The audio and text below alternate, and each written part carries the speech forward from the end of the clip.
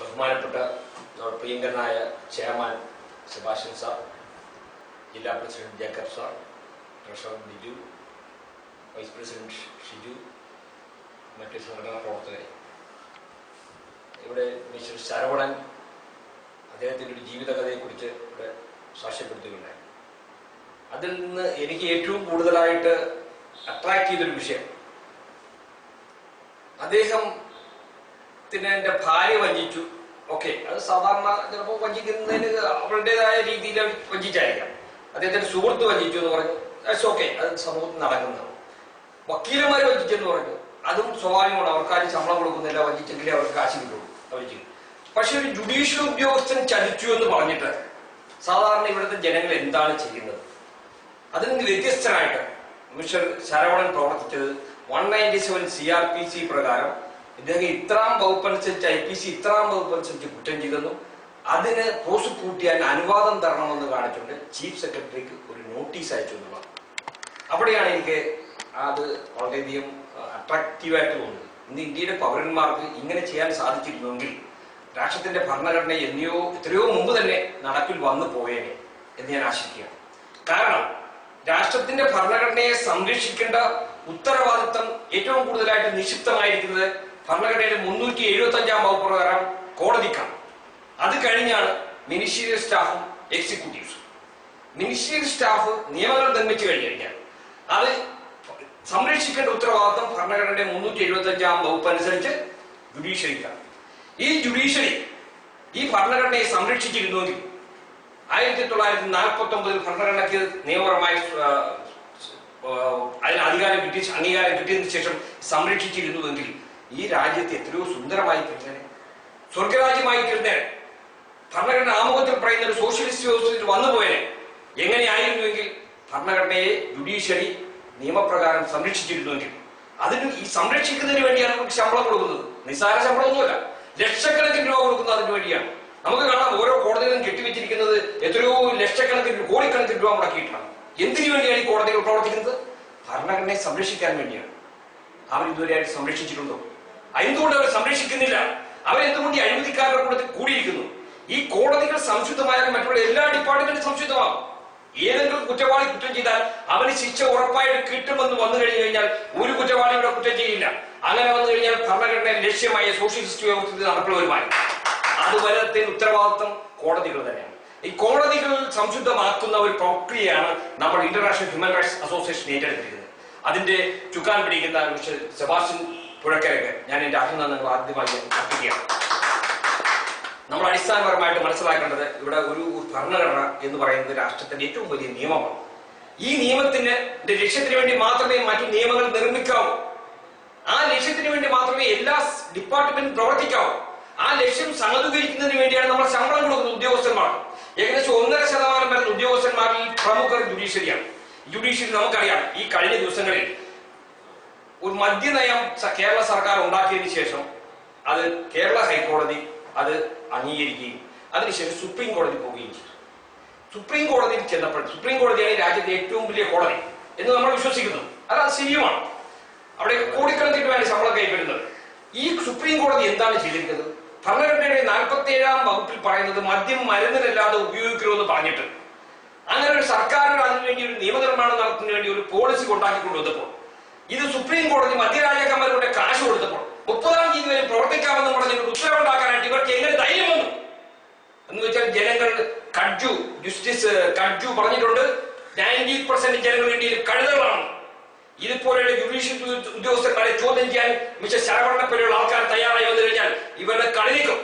ഇന്ന് നമ്മൾക്കറിയാം, ഈ ഉത്തരവിറക്കി ഏത് ജഡ്ജിമാരാണോ അവർക്കെതിരെ 197 CRPC അനുസരിച്ചിട്ട് അവർ ചെയ്തിരിക്കുന്ന കുറ്റം ഇന്ത്യൻ ശിക്ഷാ നിയമം 219 7 വർഷം വരെയും കഠിന തടവ് കിട്ടുന്ന കുറ്റമാണ്. ആ കുറ്റത്തിന് അവർ ഇത്ര ഒരു ഉത്തരവിറക്കി കഴിഞ്ഞു കഴിഞ്ഞാൽ ആ കുറ്റത്തിന് ഇവരെ ബ്രിട്ടീഷുകാർ ഉണ്ടാക്കി വെച്ച് തന്നെ 197 CRPC ഒക്കെ അതിന്റെ ആവശ്യമില്ല. കാരണം യജമാനന്മാരായി നമ്മളെ പ്രോസിക്യൂട്ട് ചെയ്യാനായിട്ട് ഇവിടെ ആരും പെർമിഷൻ വേണം. യജമാനന്മാരായ ജനങ്ങൾ ഒരു കുറ്റം ചെയ്തു കഴിഞ്ഞാൽ പോലീസ് വന്ന് അറസ്റ്റ് ചെയ്ത് ഉടനെ കൊണ്ടുപോയി ജയിലടക്കുന്നത്. പക്ഷേ ഒരു ജുഡീഷ്യൽ ഉദ്യോഗസ്ഥൻ കുറ്റം ചെയ്തു കഴിഞ്ഞാൽ അല്ലെങ്കിൽ സർക്കാർ ഉദ്യോഗസ്ഥൻ കുറ്റം ചെയ്തു കഴിഞ്ഞാൽ 197 CRPC അനുസരിച്ച് ചീഫ് സെക്രട്ടറി പെർമിഷൻ മേടിക്കണമെന്ന് പറഞ്ഞു കഴിഞ്ഞാൽ യജമാനാര് തൊഴിലാളിയാണ്. യജമാനൻ തൊഴിലാളിയും അല്ലെങ്കിൽ അടിമയായിരിക്കുന്ന ഒരു അവസ്ഥാവിശേഷമാണ് വന്നിരിക്കുന്നത്. ആ നിയമങ്ങളൊക്കെ എടുത്ത് മാറ്റേണ്ടതാണെന്നാണ് എനിക്ക് ആദ്യമായി പക്ഷെ എങ്കിൽ തന്നെ ഇന്ന് നിലവിൽ ആ നിയമം ഉള്ള സ്ഥിതിക്ക് ഈ രീതിയിൽ ഇന്നിപ്പോ ഏതെങ്കിലും ഒരു പൗരന് പ്രതികരിക്കാം. ഭരണഘടനാപരമായി ഒരു ഉത്തരവ് പറയേണ്ട സുപ്രീം കോടതി ഭരണഘടനയുടെ 47-ാം വകുപ്പിൽ ലംഘനമായ ഉത്തരം പറഞ്ഞിരിക്കുന്നു. അതുകൊണ്ട് താങ്കൾ ഉത്തരം പറഞ്ഞിരിക്കുന്നത് ആ ഉത്തരവ് ഇറക്കിയിരിക്കുന്നത് IPC 219-ാം വകുപ്പ് ശിക്ഷാർഹമാണെന്നും പറഞ്ഞുകൊണ്ട് സെൻട്രൽ ചീഫ് സെക്രട്ടറിക്ക് നമ്മൾ നോട്ടീസ് അയച്ചു കഴിഞ്ഞു കഴിഞ്ഞാൽ അവന്റെയൊക്കെ കാര്യം അവിടെ നിൽക്കും. ഇവിടെ 30-ാം തീയതി ഇവിടെ പറയാൻ പോകുന്നു. അതിന്റെ വാല് പിടിച്ചാണ് ഇവർ പറയാൻ പോകുന്നെങ്കിൽ ഇവിടെയുള്ള ജഡ്ജിക്ക് ആ ഉത്തരവ് ഇറക്കുന്ന 1-2 ജഡ്ജിമാർക്ക് ആരാണ് ഇറക്കിയിരിക്കുന്നത് അവർക്കെതിരെ 197 CRPC വെച്ച് അല്ലെങ്കിൽ 290 IPC വെച്ച് നോട്ടീസ് അയക്കാൻ എത്ര പേർക്ക് തയ്യാറുണ്ട്? നമുക്കറിയാം സെക്രട്ടേറിയറ്റിലും അവിടെ ഇവിടെ ജാഥ നടത്തുന്നു, അടിച്ചു കൊല്ലുന്നു, വഴിപാടെടുക്കുന്നു. ഇതിനൊക്കെ ആൾക്കാർക്ക് പറ്റും. നിയമപരമായിട്ട് പ്രതികരിച്ചിരുന്നുവെങ്കിൽ ഇവിടെ ജനങ്ങൾ എത്ര സമാധാനപരമായിട്ട് ജീവിച്ചേനെ. പക്ഷെ ശരവണം ചെയ്തത് എന്താണ്? അദ്ദേഹം ഒരു കേസുമായിട്ട് കോടതി വന്നു. എന്തോ കേട്ടോ അദ്ദേഹത്തിന്റെ വൈകി തെറ്റിയോ അതൊക്കെ ഒരു പ്രശ്നമല്ല. കോടതി വന്ന് അദ്ദേഹത്തിന്റെ വക്കീലിനോട് കാര്യങ്ങളൊക്കെ പറഞ്ഞു. 19,000 രൂപ വക്കീൽ മേടിക്കരുത്, അയാളെ ചതിച്ചു. 2 വർഷത്തോളം ആ വക്കീലിന്റെ പുറകെ നടന്ന അവസാനം ചതിച്ചെന്ന് അയാൾക്ക് ബോധ്യമായി. അതിനുശേഷം നമ്മുടെ സംഘടനയിൽ വന്നപ്പോഴത്തേക്ക് നമ്മുടെ സംഘടനയുടെ നിർദ്ദേശപ്രകാരം അദ്ദേഹം വേറൊരു വക്കീലിനെ വെച്ചു. ആ വക്കീലും ചതിച്ചു. അത് കഴിഞ്ഞപ്പോൾ കോടതി നിർദ്ദേശിച്ച ആ എന്താണ് ലീഗൽ എയ്ഡ് ബോർഡിലെ വക്കീലന്മാരെ വെച്ചു. അവരും ഹാജരാകുന്നില്ല. ഇവരെല്ലാവരും ഒത്തുണ്ട് കളിക്കുകയാണ്. അപ്പൊ ഇങ്ങനെ വന്നപ്പോഴത്തേക്കും ഞാൻ തന്നെ ഹാജരാക്കാന്ന് പറഞ്ഞിട്ട് ഇദ്ദേഹം നേരിട്ട് ഹാജരായി. അദ്ദേഹം ചോദിച്ചു CPC 3-ാം വകുപ്പ് പ്രകാരം ഒരു ഏജന്റിനെ വെക്കാൻ സിവിൽ പ്രൊസീജിയർ കോഡിൽ പറയുന്നു, വെക്കാന്ന് പറയുന്നു. ഈ ജഡ്ജി സമ്മതിക്കുന്നില്ല. ഏജന്റിനെ വെക്കാൻ പറ്റില്ല. ഒരു ധാർഷ്ട്യം. ഞങ്ങൾ അദ്ദേഹത്തിന്റെ ഓരോ പ്രൊസീഡിങ്സ് വായിച്ചതാണ് നമ്മുടെ സംഘടനാ പ്രവർത്തകർ. ആ വായിച്ചിട്ട് ഞങ്ങൾക്ക് മനസ്സിലായത് ഒരു ധാർഷ്ട്യം, നീ പോയി പണി നോക്കണം എന്നുള്ള രീതിയിലായ അദ്ദേഹം ഒരു ജുഡീഷ്യൽ ഉദ്യോഗസ്ഥൻ ചെയ്യാവുന്ന അദ്ദേഹം എന്ത് ചെയ്ത് എവിഡൻസിന് പോസ്റ്റ് ചെയ്തു. എവിഡൻസിന് എടുക്കുന്നതിന് വേണ്ടിയിട്ട് കമ്മീഷണർ അപ്പോയിന്റ് ചെയ്തുകൊണ്ട് ആ കമ്മീഷണർക്ക് 1000 രൂപ ബത്ത കെട്ടി വെച്ച മനുഷ്യൻ 1 വർഷമായി ഇതുവരെ കമ്മീഷനോട് ഇതെടുക്കാൻ പറഞ്ഞിട്ടില്ല. ഇത് കമ്മീഷനോട് എവിഡൻസ് എടുക്കാൻ പറഞ്ഞിട്ടില്ല. ആ ജഡ്ജി പോയി വേറൊരു ജഡ്ജി കസേര കയറി ഇരുന്നപ്പോഴത്തേക്കും ഒരു ചെറുപ്പക്കാരാണ് അദ്ദേഹത്തിന്. എനിക്ക് തോന്നുന്നത് അദ്ദേഹത്തിന് നിയമപരമായ ഒരു ചുക്കും അറിയില്ല. ഭരണഘടന എന്താണെന്നോ അല്ലെങ്കിൽ നിയമം എന്താണെന്നോ അറിഞ്ഞിട്ടുണ്ടെങ്കിൽ ഇദ്ദേഹം കൊടുത്തിരിക്കുന്ന പെറ്റീഷൻ കൃത്യമായിട്ട് പഠിച്ചിട്ടുണ്ടെങ്കിൽ തീർച്ചയായിട്ടും കൃത്യമായിട്ട് നീതിപൂർവമായ ഉത്തരവുണ്ടായേനെ. പക്ഷേ അദ്ദേഹം പറയുന്നു എവിഡൻസ് എടുക്കാൻ ഏജന്റിൽ വെക്കാൻ പറ്റില്ല, അവിടെ താൻ തന്നെ പറഞ്ഞാൽ മതിയെന്ന്. ശരി, ഇന്ന് വാദി വരാത്തതുകൊണ്ട് അടുത്ത ആഴ്ചത്തേക്ക് 10-ാം തീയതിയിലേക്ക് കേസ് പോസ്റ്റ് ചെയ്യിക്കുന്നു പറയും. ഇതൊക്കെ ഞങ്ങൾ കേട്ടോണ്ടിരിക്കുക. വിറ്റ്നസ് ഉണ്ട്, നമ്മുടെ പ്രവർത്തകർ ഒരുപാട് പേര് വിറ്റ്നസ് ഉണ്ട്. അവിടെ ഉള്ളവരും വിറ്റ്നസാ, വക്കീലമാരും വിറ്റ്നസാ. 10-ാം തീയതി ഇപ്പൊ കോടതി പറഞ്ഞു 10-ാം തീയതി അത് തയ്യാറാ. ആ പാവപ്പെട്ട മനുഷ്യൻ സ്വന്തമായിട്ട് കേസ് വാദിക്കുന്ന കീഴിയ ഷർട്ടും കീഴിയ മുൻകൊടുത്ത് ആ കോടതിക്ക് എന്ന് നിൽക്കുന്ന ആ വ്യക്തിക്ക് ഈ മേലെ ഇരിക്കുന്ന ഈ 19,000 രൂപ ശമ്പളം മേടിക്കുന്ന 1 ലക്ഷം രൂപ ശമ്പളം മേടിക്കുന്ന ആ അച്ചായന് തോന്നി ഇവൻ മൃഗമാണെന്ന് തോന്നി, അല്ലെങ്കിൽ മൃഗമല്ല ഇവൻ അടിമയാണെന്ന് തോന്നി കാണും. അല്ലെങ്കിൽ അദ്ദേഹം അങ്ങനെ ഒന്നും എഴുതി വെക്കില്ല. അദ്ദേഹം എന്താ എഴുതി വെച്ചെന്നറിയോ? അദ്ദേഹത്തിന്റെ കേസ് ഷീറ്റിൽ പ്രൂഫ് അഫിഡവിറ്റ് ഫയൽ എന്നുവെച്ചാൽ വാദി പ്രൂഫ് അഫിഡവിറ്റ് ഫയൽ ചെയ്തു. Except A1 to A9 mark എന്നുവെച്ചാൽ 9 ഡോക്യുമെന്റ് മാർക്ക് ചെയ്തു. ഫോർ ജഡ്ജ്മെന്റ്, വാദം കേട്ടു, ജഡ്ജ്മെന്റ്. അപ്പൊ എന്താണ് എവിഡൻസ് ആക്ട് പ്രൊസീജിയർ? എന്താണ്? ഒരു വാദി എവിഡൻസ് കൊടുക്കുന്നത് വാദി കൂട്ടിക്കയറുന്നത് വാദിനെ ക്രോസ് എക്സാമിൻ ചെയ്യാൻ ഇപ്പോഴത്തെ നിയമമനുസരിച്ച് പ്രൂഫ് അഫിഡവിറ്റ് ഫയൽ ചെയ്താൽ മതി. ചീഫ് എക്സാമിനേഷൻ വേണ്ട. പ്രൂഫ് അഫിഡവിറ്റ് എന്ന് വെച്ച് കഴിഞ്ഞാൽ നമ്മൾക്ക് പറയാനുള്ള സത്യവാങ്മൂലം, നമുക്ക് പറയാനുള്ള എല്ലാ ഡോക്യുമെന്റ് ചെയ്താൽ ഫയൽ ചെയ്താൽ മതി. പിന്നെ പ്രതിക്ക് ക്രോസ് എക്സാമിൻ ചെയ്യണം. പ്രതിയുടെ വക്കീലോ. ഇവിടെ പ്രതി ചരണം മാത്രമേ ഉള്ളൂ. ക്രോസ് എക്സാമിൻ ചെയ്തിട്ട് ചില ഡോക്യുമെന്റ്സ് ഒക്കെ ഒബ്ജക്ഷൻ കാണിക്കേണ്ടി വരും. എനിക്ക് ഈ ഡോക്യുമെന്റ് മാർക്ക് ചെയ്യുന്നതിന് എനിക്ക് ബുദ്ധിമുട്ടുണ്ട്. കാരണം മാർക്ക് ചെയ്യുന്ന ഡോക്യുമെന്റ് മാത്രമേ ജഡ്ജിമെന്റിൽ വരുള്ളൂ. അപ്പൊ ഈ ഡോക്യുമെന്റ് മാർക്ക് ചെയ്യുന്നതിൽ എനിക്ക് ഒബ്ജക്ഷൻ ഉണ്ടെന്ന് അദ്ദേഹത്തിന് പറയാം. ഇതിനൊരു അവസരം കൊടുക്കണം. അതിനുശേഷം അവർക്ക് റീ എക്സാമിനേഷൻ, ക്രോസ് എക്സാമിനേഷനിലെ പല കാര്യങ്ങളും തെളിയുകയുള്ളൂ. ഇദ്ദേഹത്തിന്റെ വാദം എന്ന് പറയുന്നത് ഇദ്ദേഹം അദ്ദേഹത്തിന്റെ ഭാര്യ ഇദ്ദേഹത്തിന്റെ കൂട്ടുകാരനുമായിട്ട് കിടപ്പറ കിടക്കുന്നത് കണ്ടു എന്നാണ് അദ്ദേഹം പറയുന്നത്. സ്വന്തം ഒരു ഭർത്താവ് ഒരിക്കലും ഭാര്യനെ മോശപ്പെടുത്താൻ ഇങ്ങനെ പറയണമെന്നില്ല. ഇദ്ദേഹം കണ്ട മനുഷ്യനാണ്, നേരിൽ കണ്ട വ്യക്തിയാണ്. ആ നേരിൽ കണ്ട അഫിഡവിറ്റ് ആയിട്ട് കോടതി ഫയൽ ചെയ്തിട്ടുണ്ട്. അത് ആ പ്രതിക്കെതിരെ ഒരു കേസ് നിലവിലുണ്ട്. ചേർത്തല കോടതിയിൽ, മജിസ്ട്രേറ്റ് കോടതിയിൽ കേസ് നിലവിലുണ്ട്. ഈ ചെയ്ത ഇതൊക്കെ ഇതിന്റെയൊക്കെ എവിഡൻസ് ഈ കോടതിയിലുള്ളതാണ്. അപ്പോ എവിഡൻസ് എടുക്കുമ്പോഴത്തേക്കും ക്രോസ് എക്സാമിനേഷൻ, അത് കഴിഞ്ഞിട്ട് റീ എക്സാമിനേഷൻ, പിന്നെ റീ ക്രോസ് എക്സാമിനേഷൻ, ഇത് കഴിഞ്ഞിട്ട് പിന്നെ പ്രതിഭാഗം തെളിവുണ്ടോ എന്ന് വരും. ഉണ്ടെങ്കിൽ അത് കൊടുക്കണം. ഇതെല്ലാം കഴിഞ്ഞിട്ട് ഈ എവിഡൻസും എല്ലാം വെച്ചിട്ടാണ് ആർഗ്യുമെന്റ്. ഇതിനൊക്കെ ദിവസങ്ങൾ പിടിക്കും. ആർഗ്യുമെന്റ് കഴിഞ്ഞാൽ ജഡ്ജ്മെന്റ്. ഇവിടെ എന്താണ് ചെയ്തത്? ചതിയില്ലേ? ആ മനുഷ്യനെ സത്യം പറഞ്ഞു കഴിഞ്ഞാൽ ഇവിടെ നിയമപരമായിട്ട് പ്രോസിക്യൂട്ട് ചെയ്യാൻ പെർമിഷൻ നിയമം ഉള്ളതുകൊണ്ടാണ്. ഇല്ലെങ്കിൽ സാധാരണക്കാരൻ ചെയ്യും. ഇതിനെപ്പറ്റി അറിയാവുന്ന ഒരു വ്യക്തിയാണെങ്കിൽ പിടിച്ചാൽ ഡയസിന് പിടിച്ചിട്ടാണ് അടി കൊടുക്കണം. ഇവരൊക്കെ അടികൊള്ളണമെന്നാണ് ഞാൻ പറയുള്ളൂ. കാരണം ഇവിടെ യഥാർത്ഥത്തിൽ നിയമപരമായിട്ട് യാതൊരു ചുക്കും അറിയാൻ പാകത്തോടാണ് ഇവിടെ ഇരിക്കുന്നത്. ഞങ്ങൾ ചലഞ്ച് ചെയ്യും. അവർക്ക് ഞങ്ങൾ നിയമപരമായിട്ട് എന്തെങ്കിലും ചെയ്യാൻ പറ്റും ചെയ്യും. കാരണം ഈ മനുഷ്യൻ ചെയ്ത പ്രവൃത്തി പ്രൂഫ് അഫിഡവിറ്റ് ഫയൽ വെറുതെ അതിനുശേഷം exhibit A1 to A9 mark heard for judgement എന്ന്. ആ മനുഷ്യൻ എന്താ ചെയ്തത്? സാധാരണക്കാരാണെങ്കിൽ എന്ത് ചെയ്യും? രാഷ്ട്രീയക്കാരാണെങ്കിൽ എന്ത് ചെയ്യും? പിടിച്ച് രണ്ട് കൊടുക്കും. അതൊക്കെയല്ലേ ചെയ്യണം. പക്ഷെ ആ മനുഷ്യൻ നിയമപരമായിട്ടാണ് പ്രവർത്തിച്ചത്. നിങ്ങൾ ചെയ്തിരിക്കുന്ന കുറ്റം 217 വകുപ്പ് അനുസരിച്ച് കുറ്റകരമാണെന്നും നിങ്ങളെ പോസ്റ്റ് കൂട്ടിയാൽ എനിക്ക് പെർമിഷൻ തരണമെന്നും പറഞ്ഞുകൊണ്ട് ചീഫ് സെക്രട്ടറി ചോദിച്ചിരിക്കുക. അതിന്റെ കോപ്പി അദ്ദേഹം അയച്ചു കൊടുത്തെന്ന് തോന്നുന്നു. ഈ ജഡ്ജിക്ക് അയച്ചു കൊടുത്തു. അതുപോലെ തന്നെ അതിന് മറ്റൊരു ഡിപ്പാർട്ട്മെന്റിലേക്ക് അയച്ചു കൊടുത്തു. ഇനി ചീഫ് സെക്രട്ടറി ഹോം ഡിപ്പാർട്ട്മെന്റിലേക്ക് അയക്കും. ഹോം ഡിപ്പാർട്ട്മെന്റ് എൻക്വയറി നടത്തിയിട്ട് അതിനെപ്പറ്റി വിശദീകരണം ചെയ്തിട്ട് അവസാനം സാധാരണ ചെയ്യുന്ന പോലെ ഇവരെല്ലാവരും കൂടെ ഒത്തുണ്ട്, അങ്ങനെ ഒരു സംഭവമില്ല എന്നും എഴുതണം. ചീഫ് സെക്രട്ടറി രാഷ്ട്രീയക്കാരും ഈ കോടതിയൊക്കെ കൂടെ ഒത്തുണ്ട് ചെയ്യും. അത് വരട്ടെ, വരുമ്പോൾ നമുക്ക് നോക്കാം എന്ത് ചെയ്യാൻ പറ്റും. ഈ രാജ്യത്തെ ജനങ്ങൾക്ക് ഈ ജുഡീഷ്യറിനെ ചോദ്യം ചെയ്യും. ജുഡീഷ്യറി ആരെടുത്ത ശമ്പളം കൈവരുന്ന ഉദ്യോഗസ്ഥന്മാരാണ്, പബ്ലിക് സർവൻസ് ആണ്. അവർ നിയമത്തിന്റെ മുമ്പിൽ അവർക്ക് ബാധ്യതയില്ലാന്ന് അവർ പറയട്ടെ, അല്ലെങ്കിൽ ചീഫ് സെക്രട്ടറി പറയട്ടെ. ഈ സംവിധാനത്തിന് മുഴുവൻ ജനങ്ങളെ ശരിക്കും അറിഞ്ഞു കഴിഞ്ഞു കഴിഞ്ഞാൽ, സത്യം പറഞ്ഞു കഴിഞ്ഞാൽ ഇപ്പൊ നടക്കുന്ന ജനങ്ങളുടെ അറിവ് കുറവുണ്ടാണ്. അതുകൊണ്ടാണല്ലോ ജസ്റ്റിസ് കഡ്ജു പറഞ്ഞത് 90% ജനങ്ങൾ ഇവിടെ കഴുതകളാണ്, ശരിയായ രീതിയിൽ പ്രതികരിക്കാൻ അറിയാൻ പാടില്ല. എന്തെങ്കിലും ഇഷ്യൂ ഉണ്ടെങ്കിൽ റോട്ടിൽ പോയി മേലോട്ട് കൈവക്കുന്നു, താഴോട്ട് കൈവക്കുന്നു. അല്ലാതെ യഥാർത്ഥ രീതിയിൽ പ്രതികരിക്കുമ്പോൾ സമാധാനപരമായിരിക്കും. ഇപ്പൊ ഇദ്ദേഹം പ്രതികരിച്ചിട്ട് ഇദ്ദേഹത്തിന് എന്തെങ്കിലും പ്രശ്നം ഉണ്ടായി നമ്മൾ വലിയൊരു പറഞ്ഞോ, ഇദ്ദേഹം നോട്ടീസ് കാണിച്ചപ്പോഴേ നമ്മൾ അറിയുന്നത്. അപ്പോ അല്ലാതെ ഒരു പ്രതികരണം എന്ന് പറഞ്ഞാൽ കോടതിയിൽ മുമ്പ് വെച്ച് മുദ്രാവാക്യം വിളിക്കുകയൊക്കെ ചെയ്തു കഴിഞ്ഞാൽ അതുകൊണ്ട് യാതൊരു പ്രയോജനമില്ല. അതുകൊണ്ട് അങ്ങനെയുള്ളവരെ നമുക്ക് തീർച്ചയായിട്ടും നിയമപരമായിട്ട് ചോദ്യം ചെയ്യാൻ പറ്റില്ല. അതുകൊണ്ട് പ്രയോജനവുമില്ല. അപ്പൊ ആ ചെയ്ത പ്രവൃത്തി ഇന്ന് ഇന്ത്യയിലെ ജനങ്ങൾ ഓരോരുത്തരും ചെയ്യണതാണ്. കാരണം ഭരണഘടനയെ സംരക്ഷിക്കേണ്ടവർ സംരക്ഷിച്ചില്ല എങ്കിൽ, അല്ലെങ്കിൽ അതിനെതിരായി ഉത്തരവിറക്കി കഴിഞ്ഞാൽ 219 വകുപ്പ് ശിക്ഷാർഹമാണ്. ഞാൻ പറഞ്ഞു 7 വർഷം വരെ കണ്ടതാറുണ്ട്. ഇനി നിയമത്തിന്റെ ഡയറക്ഷൻ തെറ്റിച്ചു കഴിഞ്ഞാൽ 217 IPC പ്രകാരം ശിക്ഷാർഹമാണ്, 2 വർഷം വരെ കണ്ടതാറുണ്ട്. അപ്പൊ ഈ ഓരോ കോടതികളിലും നടക്കുന്ന ഉത്തരവ് ഭരണഘടനയെ സംരക്ഷിക്കുന്നത് ഇല്ലാന്നുള്ളത് മാത്രമല്ല, ഭരണഘടനയെ വ്യഭിചരിക്കുന്ന രീതിയിലുള്ള ഉത്തരവുകളാണ് പറയപ്പെടുന്നത്. അപ്പൊ ഇതിനെതിരെ നമ്മൾക്ക് പ്രതികരിക്കാനായിട്ട് അവരെ ചെന്നിട്ട് തെറി പറയുന്നതാണ്. ഇതിപ്പോൾ നിയമപരമായിട്ട് ഓരോരുത്തരും പ്രതികരിക്കുമ്പോൾ എന്താണ് സംഭവിക്കുന്നത്? അവർക്ക് തോന്നും ഞങ്ങൾ ഭരണഘടനാപരമായിട്ടല്ല പ്രവർത്തിക്കുന്നത്, ഇവിടെ ജനങ്ങൾ മനസ്സിലാക്കി തുടങ്ങി ഞങ്ങൾ ഭരണഘടനാപരമായി പ്രവർത്തിക്കേണ്ടി വരും എന്ന് അവർക്കൊരു തോന്നലുണ്ടാകുമ്പോൾ അവർ ഭരണഘടന ലക്ഷ്യത്തിന് വേണ്ടി പ്രവർത്തിക്കും. എന്താണ് ഇവർ ഭരണഘടനാപരമായി ചെയ്യേണ്ട പ്രക്രിയ? എന്താണ്? കുറച്ച് കൊലക്കേസും കള്ളക്കേസും വ്യഭിചാര കേസും ഒക്കെ വിധി പറഞ്ഞുണ്ടാക്കി കുറച്ച് വക്കീലന്മാർക്ക് കാശുണ്ടാക്കി കൊടുക്കാനും ഉദ്യോഗസ്ഥന്മാർക്ക് കാശുണ്ടാക്കി കൊടുക്കാനും അല്ല ഇവരുടെ നോക്കിയത്. ഭരണഘടനയുടെ ലക്ഷ്യം എന്താണോ അതിനെ പ്രൊട്ടക്ട് ചെയ്യാൻ, ഭരണഘടനയെ സംരക്ഷിക്കാൻ. ഇതാണ് ഒരു ഉത്തരവാദിത്വം. ഈ ഉത്തരവാദിത്വത്തിൽ നിന്ന് പിന്മാറി കഴിഞ്ഞു കഴിഞ്ഞാൽ IPC 217 പ്രകാരം ശിക്ഷാർഹമാണ്. നിയമത്തിന്റെ ഡയറക്ഷൻ തെറ്റിച്ചു. ഇവിടുത്തെ നിയമം എന്താണ്? ഇന്ത്യൻ ശിക്ഷാ നിയമമൊക്കെ രണ്ടാമതേ ഉള്ളൂ. ഭരണഘടനയാണ്. ഭരണഘടന ആമുഖം എന്താ പറഞ്ഞിരിക്കുന്നത്? ഒരു സോഷ്യലിസ്റ്റ് മതേതരത്വ ജനാധിപത്യ രാജ്യം ഉണ്ടാക്കി തീർക്കാന്നാണ് പറഞ്ഞിരിക്കുന്നത്. സോഷ്യലിസം എന്ന് വെച്ചാൽ എന്താണ്? Social system in which property is vested with the community and each member works for the common benefits. അതാണ് ഇംഗ്ലീഷിൽ പറഞ്ഞിരിക്കുന്ന സോഷ്യലിസത്തിന്റെ അർത്ഥം. എന്ന് വെച്ചാൽ ഞാൻ 93 ഒരു പുസ്തകം എഴുതിയാണ്, 97 അതിൽ ഇന്ത്യൻ സോഷ്യലിസത്തിന്റെ അർത്ഥം കൊടുത്തിട്ടുണ്ട്. സോഷ്യലിസം എന്താണെന്ന്. സോഷ്യലിസം എന്നത് ഒരു ഇംഗ്ലീഷ് വാക്കാണ്.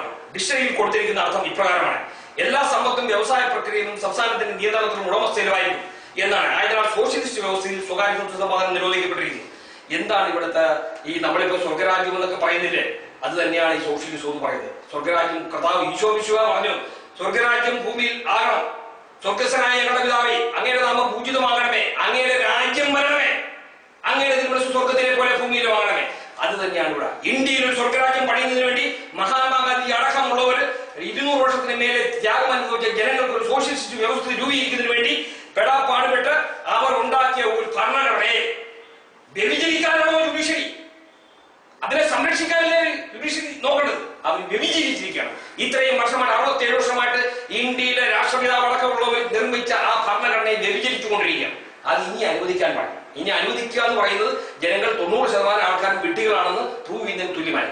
ഇവർക്ക് ശമ്പളം കൊടുക്കണം, ഇവർക്ക് പ്രൊട്ടക്ഷൻ വേണം, ശാരീരിക പ്രൊട്ടക്ഷൻ വേണം. അത് ശരിയാണ്. അവർ വിധി പറയുമ്പോൾ ചിലപ്പോൾ എതിർ നിൽക്കുന്നവർ ചിലപ്പോൾ വെടിവെക്കാം, അല്ലെങ്കിൽ അവർക്ക് എന്തെങ്കിലും ഉണ്ടാകാം. പക്ഷേ അതിന് ശാരീരിക സംരക്ഷണം കൊടുക്കണം. നിയമസംരക്ഷണത്തിന് ഇവരെന്തിനാ ഭയപ്പെടുന്നത്? 1850 ബ്രിട്ടീഷുകാരുടെ നിയമം നിർമ്മിച്ച് എന്തിനു വേണ്ടിയാണ് ജുഡീഷ്യൽ പ്രൊട്ടക്ഷൻ എന്ന് പറഞ്ഞ നിയമം നിർമ്മിച്ചത്? ജഡ്ജിമാർ, മജിസ്ട്രേറ്റുമാർ, ജില്ലാ കളക്ടർമാർ, ജുഡീഷ്യൽ അധികാരമുള്ള ആരെയും നിയമപരമായി ചോദ്യം ചെയ്യാൻ പാടില്ല എന്ന് പറഞ്ഞിട്ട് 850 ബ്രിട്ടീഷുകാർ നിയമം നിർമ്മിച്ചതിൽ അവരുടെ ഉദ്ദേശം എന്താണ്? അവർക്ക് ഈ രാജ്യത്തെ കൊള്ളയടിക്കണം. കൊള്ളയടിച്ചുകൊണ്ട് പോകുമ്പോൾ ഇവർ പലരും അതിന് എതിർത്ത് നിൽക്കണം, അവരെ തൂക്കിക്കൊള്ളണം, വെടിവെച്ചു കൊള്ളണം എന്നൊക്കെ പറഞ്ഞ് ഉത്തരവിറക്കണം. ആ ഉത്തരവ് നടപ്പിൽ വരുത്താനുള്ള പോലീസും മറ്റുള്ള കാര്യങ്ങളൊക്കെ ഉണ്ട്. അപ്പൊ അതിന് അങ്ങനെ തടസ്സം നിൽക്കുമ്പോൾ, അവരങ്ങനെ ഉത്തരവിറക്കുമ്പോൾ അവരെ സംരക്ഷിക്കേണ്ട ഉത്തരവാദിത്വം ബ്രിട്ടീഷുകാർക്കൊണ്ടാണ്. അവരെ സംരക്ഷിച്ചില്ലെങ്കിൽ അങ്ങനെ വിധി പറയാൻ ഒരു ജഡ്ജിമാരോട് ഇരിക്കില്ല.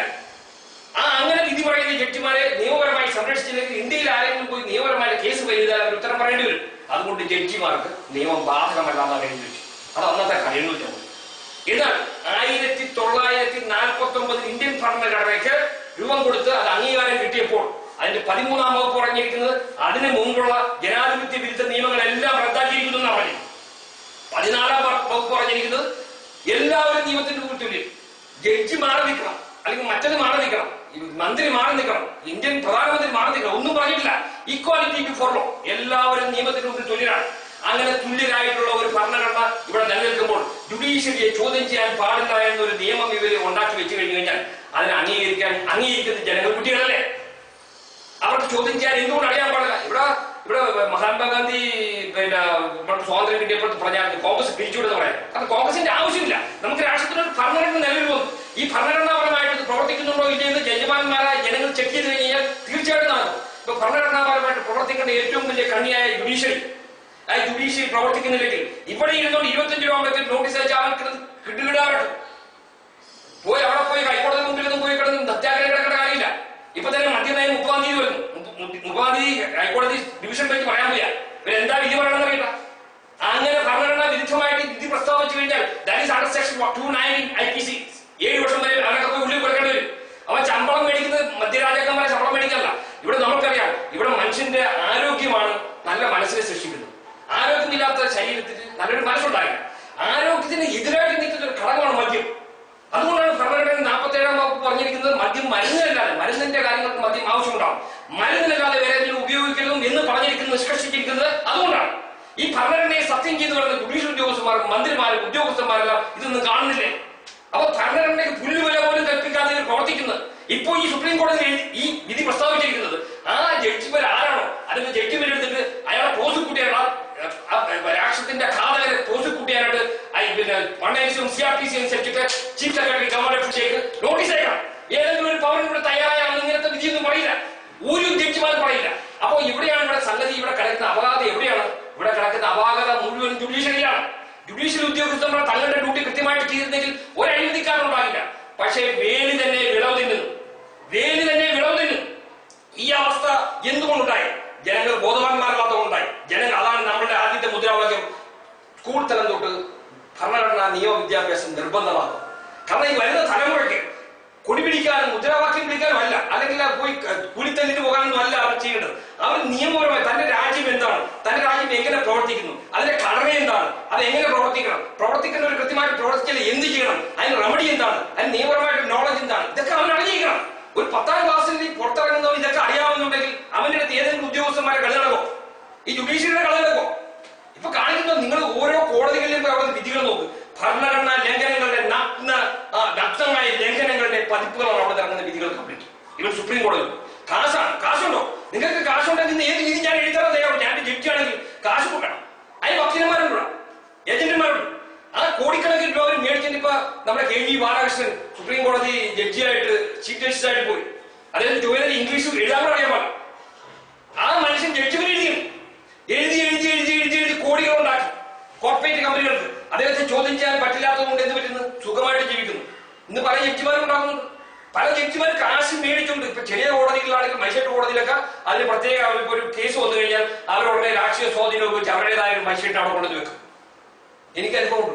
ഞാൻ 90-ൽ ആന്റി കറപ്ഷൻ സൊസൈറ്റി എന്ന് പറയുന്ന സംഘടന ഉണ്ടാക്കി. ഇതുപോലെ ഒരു ജഡ്ജിനെ പ്രോസിക്യൂട്ട് ചെയ്യാൻ ഞാൻ ചെയ്തപ്പോഴത്തേക്കും എന്നെ ഇവര് നേരിട്ട് ഊളംപാറയ്ക്ക് അയച്ചു. ഇതുപോലെ അയച്ചപ്പെട്ടു ഊളംപാറയ്ക്ക് അയച്ചു. എങ്ങനെയാണ് 328 എന്നുള്ള CRPC പ്രൊവിഷൻ ഉണ്ട്. ഈ പ്രൊവിഷൻ പറയുന്നത് നമുക്കൊരു കോടതിയിൽ അയാൾക്ക് മെന്റലാണെന്ന് തോന്നിയെങ്കിൽ അയാൾ ഡിസ്ട്രിക്ട് സർജനെ കൊണ്ട് പരിശോധിപ്പിച്ചതിന് ശേഷം ആ ഡിസ്ട്രിക്ട് സർജൻ റിപ്പോർട്ട് കൊടുക്കുകയാണ് ഇദ്ദേഹത്തിന് മെന്റലാണെന്ന് പറയുകയാണെങ്കിൽ ഇദ്ദേഹത്തെ അവരുടെ വീട്ടുകാരെ വിളിച്ച് ചോദിക്കുക, നിങ്ങൾക്ക് ഇവരെ എടുക്കാൻ പറ്റുമോ എന്ന് ചോദിക്കുക. അവർ പറയാം ഞങ്ങളെ കൊണ്ട് കഴിവില്ല, ഞങ്ങൾക്ക് സംരക്ഷിക്കാൻ പറ്റില്ല എന്ന് പറയുകയാണെങ്കിൽ മാത്രമേ മെന്റൽ ഒബ്സർവേഷൻ സെന്ററിലേക്ക് വിടാവുള്ളൂ. ഇത് എന്നെ ചെയ്യുന്നതാണ്. ഞാനൊരു ജഡ്ജിക്കെതിരായിട്ട് ഹൈക്കോടതി പ്രോസിക്യൂഷന് വേണ്ടി ചീഫ് സെക്രട്ടറിക്ക് അയച്ചിട്ട് ഭരണഘടനയുടെ 226-ാം വകുപ്പ് അനുസരിച്ച് അതിന്റെ പെർമിഷൻ തരണമെന്ന് പറഞ്ഞുകൊണ്ട് ഞാൻ ഹൈക്കോടതി ചെന്നപ്പോഴത്തേക്കും അവരെന്ത് ചെയ്തു? അവരെ തള്ളിക്കളഞ്ഞിട്ട് ഇവിടെ ചേർത്തലയിലും മൈസൂർ TK മധു എന്ന് പറയുന്ന ഭാവം അദ്ദേഹത്തിന് വിവരമില്ലാത്തവരായിരിക്കും. എങ്കിലും ഞാൻ വേറെ അദ്ദേഹം ചെയ്തത് നേരെ അദ്ദേഹത്തിനോട് പറഞ്ഞിട്ട് എന്നെ പിടിച്ചു കെട്ടി ഇട്ടുണ്ട് നേരെ ഉളംപാറ സെല്ലിൽ. ഇതുപോലെ ഒരു ചെറിയൊരു മുറിയാണ്. ഈ മുറിയുടെ അകത്ത് ഒരു 10-20 ഒറിജിനൽ പ്രാന്തന്മാരാണ്. ആ മുറിയുടെ ഇത് തുറന്നിട്ട് നമ്മളവിടെ തള്ളിയിടിയാണ്. തള്ളിയിട്ട് കഴിഞ്ഞാൽ അവരുടെ ഇടിയും ചവിട്ടും തൊഴിയെ കൊണ്ട് നമ്മളവിടെ പ്രാന്തനായി തീരുക. പിന്നെ കുറച്ച് മരുന്നും തരും നമുക്ക്, അത് കഴിച്ചാൽ തീർന്നു. ദൈവത്തിന്റെ യഥാർത്ഥ പ്രകൃതിയുടെ ആവശ്യമായിരുന്നു നമ്മുടെ പ്രതികരണം എന്നുള്ളത് എനിക്ക് അന്നാ മനസ്സിലായത്. നമ്മൾ അതിനകത്ത് ചെന്നിട്ട് 26 ദിവസം ഇവർ നമ്മളെ പീഡിപ്പിച്ചെങ്കിലും നമുക്ക് യാതൊരു കുഴപ്പമില്ലെന്ന് പറഞ്ഞ് ഡോക്ടർമാരെ സർട്ടിഫിക്കറ്റ് കൊടുത്തിട്ടൂടെ ഹൈക്കോടതിയും ഈ മധുവും എന്നെ വിട്ടയച്ചില്ല. പിന്നെ ഞാൻ 5 ദിവസം അവിടെ നിരാഹാരം കിടന്നതിന് ശേഷം എനിക്ക് അവിടെ പോരാൻ പറ്റും. അതിനുശേഷം ഞാൻ പുറത്തു വന്നിട്ട് നിയമപരമായിട്ട് പ്രതികരിക്കും. വേണമെങ്കിൽ എനിക്ക് മനുഷ്യരുടെ വഴി വെച്ച് തല്ലാമല്ലോ, അദ്ദേഹം നടന്നൊക്കെയാ പോകുന്നത്. പക്ഷെ ഞാനത് ചെയ്തില്ല. ഞാൻ നിയമപരമായിട്ട് ഇദ്ദേഹത്തെ പ്രോസിക്യൂട്ട് ചെയ്യണമെന്നും പറഞ്ഞിട്ട് ഹൈക്കോടതി കൊണ്ട് ഒരു ക്രിമിനൽ MC മൂവ് ചെയ്തപ്പോഴത്തേക്ക് ഹൈക്കോടതി ജസ്റ്റിസ് KT തോമസിന്റെ ബെഞ്ചിലാണ് അദ്ദേഹം പറഞ്ഞത് കഴിഞ്ഞു പോയതല്ലേ, അത് വിട്ടുകളായ പക്ഷെ കാര്യം മജിസ്ട്രേറ്റ് തെറ്റാണ്, പക്ഷെ കഴിഞ്ഞു പോയതല്ലേ, അത് വിട്ടുകളയാനാവും. അന്ന് ഞാൻ ഉണ്ടാക്കിയ ഞങ്ങളുടെ സംഘടന anti corruption society of India, ആ സംഘടന ഒരു നോട്ടീസ് അയച്ചു. ഹിറ്റ്ലറുടെ കോൺസെൻട്രേഷൻ ക്യാമ്പ് ഹൈക്കോടതിയുടെ അനുമതിയോടെ കേരളത്തിൽ നവജാത ഹിറ്റ്ലർ TK Madhu judicial first class magistrate Cherthala ദേശസ്നേഹികളെ, നമ്മളുടെ മഹത്തായ ഭരണഘടന വിഭാവനം ചെയ്യുന്ന സോഷ്യലിസം എന്ന ലക്ഷ്യസ്ഥാനത്ത് നമ്മെ എത്തിക്കാതിരിക്കുവാൻ എല്ലാ സംഘടനകളുടെയും അധികാര സ്ഥാനങ്ങളുടെയും മുന്നിൽ കൊടിപിടിച്ചു നിൽക്കുന്നത് സമ്പന്നവർഗങ്ങളായ ഭൂഷകളാണ്. അതിലൊരു ഭൂഷയാണ് കേരള ജുഡീഷ്യറി നിയന്ത്രിക്കുന്ന ചീഫ് ജസ്റ്റിസ് ശ്രീ ജഗന്നാഥ റാവു. ആന്ധ്രയിൽ അമിതമായ സ്വത്തുക്കളുടെ ഉടമയാണ് ശ്രീ ജഗന്നാഥ റാവു. അദ്ദേഹത്തിന്റെയും അദ്ദേഹത്തെ പോലെയുള്ളവരുടെയും നിശ്ചിത താല്പര്യങ്ങൾ സംരക്ഷിക്കുക മാത്രമാണ് അദ്ദേഹത്തിന്റെ ലക്ഷ്യം. എങ്ങനെയെങ്കിലും സുപ്രീം കോടതിയിൽ ജഡ്ജിയാവാൻ രാഷ്ട്രീയക്കാരന്റെ പിന്നാലെ നെട്ടോട്ടം ഓടുകയാണ് അദ്ദേഹം. ആ അപ്പകർഷമാണ് അദ്ദേഹത്തിന്റെ അന്ത്യാഭിലാഷവും. ഈ നെട്ടോട്ടത്തിനിടയിൽ സാധാരണക്കാരന്റെ കണ്ണുനീരിന് അദ്ദേഹം യാതൊരു വിലയും കൽപ്പിക്കുന്നില്ല. ഈ മനുഷ്യൻ എങ്ങനെ സോഷ്യലിസം എന്ന ലക്ഷ്യസ്ഥാനത്ത് നമ്മളെ എത്തിക്കുവാൻ സാധിക്കും? ഒരിക്കലുമില്ല. അദ്ദേഹത്തിന്റെയും കൂട്ടാളികളുടെയും പല വിധികളും ഇതിനുദാഹരണമാണ്. ഇത്തരം കോമാളിത്തരങ്ങൾ കാട്ടുന്നതാണോ കേരള ജനത ഭീമമായ ശമ്പളം ഇവർക്ക് കൊടുക്കുന്നത്? ഇവരുടെ വിധികളിൽ പലതും പരാതിയുമായി കുലബന്ധം പോലും ഇല്ലാത്തതാണ്. ഇവരുടെ മാനസികത അപകടത്തിലാണോ എന്ന് പോലും സംശയിക്കേണ്ടിയിരിക്കുന്നു. CC 32/92 Cherthala first class magistrate TK മധു ഒരു നിരപരാധിയെ നിയമം ലംഘിച്ച് തിരുവനന്തപുരത്തെ കോൺസെൻട്രേഷൻ ക്യാമ്പിൽ അടച്ചു. നിയമപരമായി നിർമ്മാർജ്ജനം ചെയ്യാൻ സാധിക്കാത്ത വ്യക്തികളെ ഇല്ലായ്മ ചെയ്യുവാൻ ഒരുക്കുന്ന മേഖലയാണ് ഊളംപാറയിലെ ക്രിമിനൽ വാർഡ്. ഹിറ്റ്ലറുടെ കോൺസെൻട്രേഷൻ ക്യാമ്പിനെ പോലും തോൽപ്പിക്കുന്ന ബ്രിട്ടീഷ് നിർമ്മിതമായ ക്രിമിനൽ വാർഡിൽ എത്രയോ നിരപരാധികളുടെ ജീവനാണ് ഹോമിക്കപ്പെട്ടിരിക്കുന്നത്. പുറംലോകം യാതൊന്നും അറിയുന്നില്ല എന്ന് മാത്രം. ശ്രീ TK മധുവിന്റെ കണ്ണിൽ ചോരയില്ലാത്ത ചെയ്തികൾ നിയമവിരുദ്ധമാണെന്ന് ഹൈക്കോടതി സമ്മതിക്കുന്നുണ്ട്. പക്ഷേ സംഭവം കഴിഞ്ഞുപോയതല്ലേ, പിന്നെന്താണ് മജിസ്ട്രേറ്റിനെതിരെ നിയമ നടപടികൾ സ്വീകരിക്കുന്നത് എന്നാണ് ഹൈക്കോടതിയുടെ ഭാഷ്യം. 1947 മുമ്പ് കീഴ്ജാതിക്കാരായ സ്ത്രീകളെ തുണി നടുവോടി വെച്ച് ഒഴിഞ്ഞ് വസ്ത്രാക്ഷേപം നടത്തിയാൽ അന്നത്തെ കോടതികളുടെ വിധി ഒരു ജോഡി തുണി വാങ്ങിക്കൊടുക്കുവാനായിരിക്കും. മേൽജാതിക്കാരോ ഉദ്യോഗസ്ഥരോ കീഴ്ജാതിക്കാരനെ മർദ്ദിച്ചാൽ കുറച്ച് എണ്ണ വാങ്ങിക്കൊടുക്കുവാനായിരിക്കും വിധി. കാരണം അന്ന് തുണിക്കും എണ്ണയ്ക്കുമായിരുന്നു വില, മാനുഷിക മൂല്യങ്ങൾക്ക് വിലയില്ലായിരുന്നു. അതിനേക്കാൾ എത്രയോ നികൃഷ്ടമായ വിധികളാണ് കേരള ഹൈക്കോടതിയിൽ നിന്ന് പുറപ്പെടുവിക്കുന്നത്. കള്ളനുകാവൽ പെരുങ്കള്ളൻ ഹൈക്കോടതിയിൽ കണ്ണിൽ തടിയിരിക്കുമ്പോൾ കീഴ്ക്കോടതികളുടെ കണ്ണിലെ കരൺ എങ്ങനെ കാണാൻ സാധിക്കും? ഇത്തരം വിധികളാണല്ലോ പണവും രാഷ്ട്രീയ സ്വാധീനവുമുള്ള വൻകിട കുറ്റവാളികൾ രക്ഷപ്പെടുന്നതിന് കാരണം. ചില പ്രഗത്ഭരായ അഭിഭാഷക ഏജന്റുമാർ മുഖേന ലക്ഷങ്ങൾ കോഴ വാങ്ങി പുറപ്പെടുവിക്കുന്ന ഇത്തരം വിധികൾക്കെതിരെ ഈ രാജ്യത്തെ ഭൂരിപക്ഷം വരുന്ന ദരിദ്രരായ ജനങ്ങൾ പ്രതികരിക്കുകയില്ല എന്ന് ഇവർ വിചാരിക്കുന്നുണ്ടോ? എന്നും സാധാരണക്കാർ വിഡ്ഢികളാകുമെന്ന് കരുതുന്നവരാണ് വിധികൾ. CC 32/92 ഒരു നിരപരാധിയെ നിയമവിരുദ്ധമായി ഊളംപാറയിലെ കോൺസെൻട്രേഷൻ ക്യാമ്പിൽ അയച്ച് കൊല്ലാൻ ശ്രമിച്ച മജിസ്ട്രേറ്റ് മധുവിനെ നടു റോഡിലിട്ട് പേപ്പട്ടി തരുന്നതുപോലെ ഞങ്ങൾക്ക് നൽകാൻ സാധിക്കും. പക്ഷേ മാനസിക രോഗിയായ മജിസ്ട്രേറ്റിനെ തല്ലിയത് കൊണ്ട് എന്ത് നേടാൻ? അടിസ്ഥാനപരമായ മാറ്റങ്ങൾക്ക് ക്ഷമയും ദീർഘവീക്ഷണമാണ് ആവശ്യം. രക്തരൂഷിത വിപ്ലവത്തിലൂടെ വന്നിട്ടുള്ള സംഘടനകളോ വ്യക്തികളോ ലോക ചരിത്രം പരിശോധിച്ചാൽ നിലനിന്നിട്ടില്ല എന്ന് നമുക്ക് മനസ്സിലാക്കാൻ സാധിക്കും. അതുകൊണ്ട് തന്നെ നമ്മുടെ രാഷ്ട്രപിതാവായ മഹാത്മാഗാന്ധി കാണിച്ചു തന്ന മാർഗത്തിലൂടെ ഭരണഘടന വിഭാവനം ചെയ്യുന്ന സോഷ്യലിസം നടപ്പിൽ വരുത്തുകയാണ് ഞങ്ങളുടെ ലക്ഷ്യം. അതിനുവേണ്ടി മാത്രമാണ് anti corruption society of India പ്രവർത്തിക്കുന്നത്. വളരെയധികം രാജ്യസ്നേഹികളുടെ ജീവൻ ഹോമിക്കപ്പെട്ടതിന് ശേഷമാണ് ശക്തരായ ബ്രിട്ടീഷുകാരുടെ പിടിയിൽ നിന്നും നാം മോചിതരായത്. ആ സ്വാതന്ത്ര്യ രുചി അനുഭവിക്കാൻ 45 വർഷങ്ങൾ പിന്നിട്ടിട്ടും ഇന്ത്യയിലെ 70% ജനങ്ങൾക്ക് സാധിക്കാതെ പോയതിന് പൂർണ്ണമായ ഉത്തരവാദിത്തം ഈ ചീഞ്ഞു നാടിക്കൊണ്ടിരുന്ന ഇന്ത്യൻ ജുഡീഷ്യറിക്കാണ്. അന്ധകാലത്തിൽ നടക്കുന്ന ജനങ്ങളെ വെളിച്ചം കാണണമെങ്കിൽ നിയമ സ്കൂൾ തലങ്ങൾ പഠിപ്പിക്കുവാൻ അധികാരികൾ തയ്യാറാണ്. കൂടാതെ ബ്രിട്ടീഷുകാരെ കിരാതമായ ജുഡീഷ്യൽ പ്രൊട്ടക്ഷൻ ആക്ട് ഈ രാജ്യത്ത് നിന്നും നീക്കിക്കളയുകയും വേണം. അതിനുവേണ്ടി നമ്മുടെ ജനപ്രതിനിധികൾ പ്രവർത്തിക്കാൻ തയ്യാറാണ്. അപ്പോൾ ശരിയായ രീതിയിൽ നീതി നടപ്പാക്കണം, യഥാർത്ഥ സോഷ്യലിസം പ്രാവർത്തികമാകുകയും ചെയ്യും. രാജ്യസ്ത്രീകൾ ഞങ്ങളുടെ പ്രവർത്തനങ്ങൾ പ്രോത്സാഹിപ്പിക്കും. നമ്മളെ ഈ 93 ഇറക്കിയ നോട്ടീസാണ്. ഇതുപോലെ പല നോട്ടീസ് ഇറക്കി. ഇതിനെതിരെ ഒരു കണ്ടന്റൊക്കെ എടുത്തിട്ട് തന്നെ ഇന്ന് അത് ചെയ്യണമെന്ന് വെച്ചാൽ നമ്മുടെ സബാക്ഷൻ സാറ് അത് അത്തരം പ്രവർത്തികൾ ചെയ്യണം. നമുക്ക് നമ്മളെ കഴിയാവുന്ന രീതിയിൽ അദ്ദേഹത്തെ സഹായിക്കാൻ നമ്മൾ ബാധ്യസ്ഥരാണ്. കാരണം അദ്ദേഹത്തിന്റെ ആ നിലനിൽപ്പാണ് നമ്മുടെ ആവശ്യം. കാരണം അദ്ദേഹം ചെയ്യുന്ന പ്രവർത്തികൾ നിസ്സാരമല്ല. നമുക്ക് കാണുമ്പോൾ വളരെ ചെറുതായിട്ട് നമുക്കൊന്നും തോന്നുന്നില്ലെങ്കിൽ തന്നെ വളരെയധികം ലോകരാജ്യങ്ങളെ പോലും പിടിച്ചു കൊടുക്കാൻ സാധിക്കുന്ന രീതിയിലുള്ള പ്രവർത്തനങ്ങൾ നടക്കുന്നുണ്ടില്ല. അതിനുള്ള മെമ്പേഴ്സും കാര്യങ്ങളൊക്കെ ഉണ്ട്. അപ്പൊ നമുക്ക് ചെയ്യാനുള്ളത് നമ്മുടെ സംഘടനാ ശക്തി കൂട്ടിക്കൊണ്ട് ഈ സംവിധാനത്തോട് രാഷ്ട്രീയക്കാരോട് നമുക്ക് കിട്ടേണ്ട കാര്യമില്ല. കാരണം അവർക്കാർക്ക് നമ്മൾ ശമ്പളം കൊടുക്കുന്നില്ല.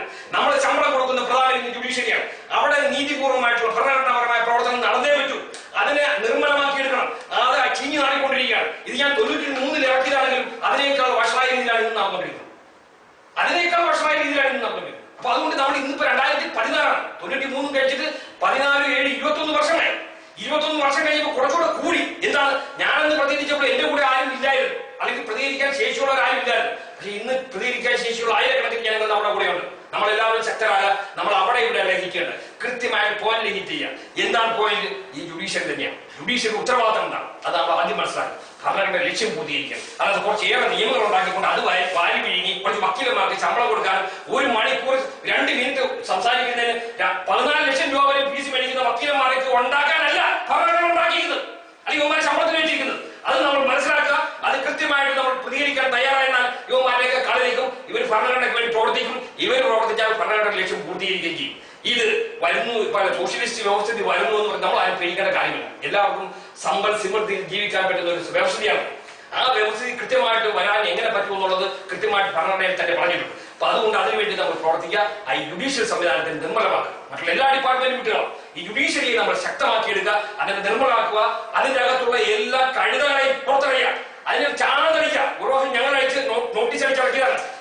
അപ്പൊ അതുകൊണ്ട് അങ്ങനെയുള്ള കാര്യങ്ങൾ നമ്മൾ ചെയ്തിട്ട് തീർച്ചയായിട്ടും നമുക്ക് ഈ രാഷ്ട്രത്തിന്റെ ഈ പുനർനിർമ്മാണത്തിൽ പങ്കുകാരാകാം. അതുകൊണ്ട് അങ്ങനെ ഒരു അപേക്ഷയോടുകൂടി ഞാൻ എന്റെ വാക്കുകൾ അവസാനിപ്പിക്കുകയാണ്.